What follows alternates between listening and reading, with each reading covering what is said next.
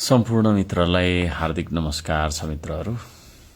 यहाँहरूलाई बेला बेला म केही जानकारीहरू दिने रहन्छु, मेरो विचारहरू म राखिने रहन्छु। त्यसै क्रममा अहिले विभिन्न ठाउँहरूमा चाहिँ सुकुम्बासी बस्तीलाई चाहिँ नै डोजर लगाएर भत्काइराखेकोहरू अब देखिन्छ हैन। यो विषयमा सदनमा कुरा पनि उठाएका छौं हामीले। खासमा चाहिँ पहिलाका जनप्रतिनिधिहरू भनौं या दलहरू भनौं, जेस राज्यको तर्फबाट जनतालाई चाहिँ बस्ती बसाउने इजाजत स्वीकृति दिइसकेपछि अहिले आएर त्यो ठाउँ चाहिँ सरकारी जग्गा हो, यो हो त्यो हो भनेर चाहिँ भत्काइदिँदाखेरि के हुन्छ भन्दा चाहिँ अब त्यहाँनेर वर्षौं पहिलादेखि बनेका संरचनाहरू जुन हुन्छन् ती संरचनाहरूमा लगानी लागेको हुन्छ जनताको। सरकारी जग्गा यदि थियो भनेदेखि पहिल्यैदेखि तपाईको चाहिँ के रे त्यतिखेरको सरकारले, त्यतिखेरको जनप्रतिनिधिले, त्यतिखेरका दलहरूले जे भनौं राज्यको तर्फबाट त्यतिखेरबाट नै तपाईको चाहिँ त्यो जग्गाहरू संरक्षण यदि गरिदिएको भए त्यहाँनेर यसरी 15औं वर्ष, 20औं वर्ष, 30औं वर्ष देखि मान्छेले आफ्नो लगानी लगाएर हैन एउटा सानो बाँसकै टहरा भए पनि एउटा चाहिँ नि तपाईको चाहिँ नि सामान्य अस्थायी प्रकारकै टहरा भए पनि जनताको लगानी त हो त्यो जनताको लगानी अहिले एक्कासी आएर भत्काइदिँदाखेरि हैन जनतालाई त घाटा हुने भयो। त्यसो भएको कारणले गर्दाखेरि त्यसो गर्नु हुँदैन भन्ने तर्क म चाहिँ राख्छु। अब हामीले, मैले, श्रम संस्कृतिले, हाम्रो टिमले यही कुराहरू राख्दै आएको हो। तर अब जनताले बुझ्नु पनि भएन है।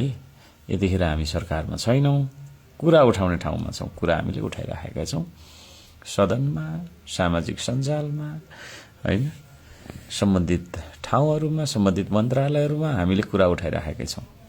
तर काम गर्ने अधिकार हाम्रो हातमा यतिखेर छैन। यो कुरा चाहिँ जनताले पहिल्यै बुझ्दिएको भए सायद यस्तो खालको दुर्दशा भोग्नु पर्दैन थियो होला। तथापि हामी पीडित जनता, दुखी जनताको पक्षमा सधैँभरि थियौं, छौं र रहिरहनेछौं। यो कुरालाई बुझ्नलाई मान्छेले ढिलो गर्नु हुँदैन। मैले यहाँ के भनिरहेको छु भन्दाखेरि यदि सरकारी जग्गा त्यस्तो पहिला थिएछ भने हैन विगतमा 10 वर्ष, 15 वर्ष, 20, 25, 30 वर्ष पहिला नै सरकारले चाहिँ त्यसलाई संरक्षण गर्नु सक्नु पर्थ्यो। त्यो सरकारले संरक्षण गर्न सकेन सम्बन्धित। अनि यतिखेर बनिसकेपछि अब जस्तै एउटा टहरामा सानो हैन तपाईको परिवार बस्छ, त्यो परिवारमा मान्छे तपाईको चाहिँ के रे जन्मिन्छ र त्यो तपाईको चाहिँ नि त्यो बालक चाहिँ हुर्किएर ठूलो हुन्छ है। उ पढ्छ, जागिर खान्छ अथवा कहीँ कतै विदेश जान्छ, पैसा कमाएर ल्याउँछ अनि उसले त्यही ठाउँमा घर बनाउँछ हैन। पहिला उसको आमा बाउ गरिब थियो, त्यसले गर्दा छोराछोरी पनि गरिबै हुनुपर्छ, नाति नातिनी पनि गरिबै हुनुपर्छ भन्ने मान्यता हुँदैन। र त्यसरी धन आर्जन, पैसा आर्जन गरिसकेपछि चाहिँ, पैसा कमाइसकेपछि चाहिँ त्यो मान्छेले त्यही ठाउँमा जहाँ उसको बाँसको टहरा थियो त्यो ठाउँमा हैन अलि स्तरीय प्रकृतिको तपाईको गुणस्तरीय घर बनाउँछ। लगानी त उसको त्यहाँ फस्छ।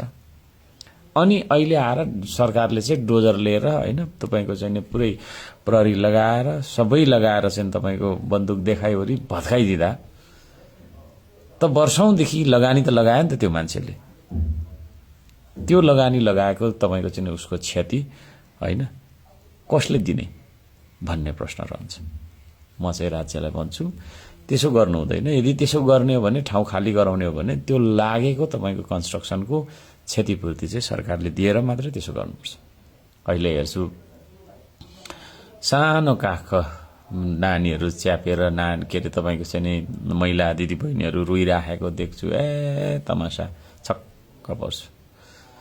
पब्लिकले अब चुनाव भन्दा अगाडि हामीले भनेकै पनि हो, अब बुझ्नु पनि भएन हैन। अब जनताले बुझेको कुरालाई फेरि गलत बुझ्नुभयो पनि भन्नु मिल्दैन। तथापि हामी त्यस पक्षमा छौं यो छ र सरकारले त्यसो गर्नु हुँदैन भन्ने पक्षमै छौँ। यति भन्न चाहन्छु। शुभ दिनको कामना छ। जय होस्।